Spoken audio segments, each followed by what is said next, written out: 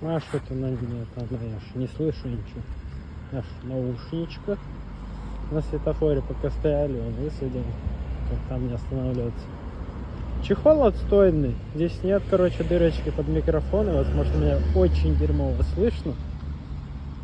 Ну, за 120 рублей, я думаю, простительно. Хотя он так 400 стоит. Окей. Работал я сегодняшнюю сменку. Неспокойно. Задолбали. Еще кашель задолбал. Просто вот пустой кашель. Вот ничего, вот просто в тупую пустой кашель. Вообще бредовая фигня.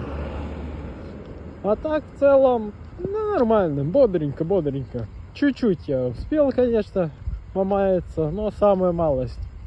А так и днем меня подоставали. Ублюдок один, который, наверное, пол-литра текилы в одну харю втоптал. А у меня заказов дофига. Он, ну чё, налёшь? Я думаю, да иди ты в задницу. Ты чё, один тут, что ли, сидишь? Я уже говорю, к сожалению, вы не одни тут. Ну, потому что, ну, прям, нафига бесить ты так? Жди, сиди, видишь же, что занят. Дойдет до тебя очередь, и отдам тебе твою текилу. Так, это. На чай вроде он официантке оставил. Сказал, чтоб разделили. Но что-то она нифига не разделила. Ну, на ее совести.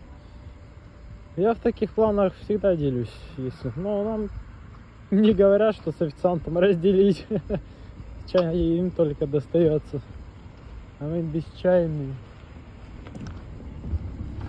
Так что как-то так. Завтра еще отработать. В воскресенье я договорился до 5 поработать. Можно было не выходить, но хочу поплавать. Хочу до 5 поработать. Там, по сути, самая лафа. А потом пойти купаться. В баньку схожу. Прогреюсь, наплаваюсь. Как-то так.